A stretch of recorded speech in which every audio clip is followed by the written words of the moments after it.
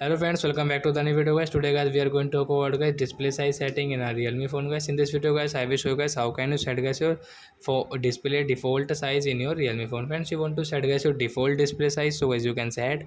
And guys now let's see how to set guys default display size in a Realme phone guys. In this video guys I am going to show you friends. So first of all guys we will on guys our phone setting to set guys default display size. Then guys we will scroll it, and guys you can see this setting is personalization setting, and tap here, and guys click on font and display size settings and tap here. Then guys scroll, then guys you can see guys your display size. So friends, you want to default, so guys you can default from here. Guys you can see default and small size. So friends, you want to small and default. Yes guys, we want to default, so we will tap here. Then guys our display size will default in our Realme phone friends. So I hope friends you have understood how to set default display size in our Realme phone. So that's it guys, thanks for watching the video guys. Now we will meet on next video guys with new topic. Before going guys, please go and like my video, subscribe my channel. Bye friends, thanks for watching the video guys. We will meet on next video.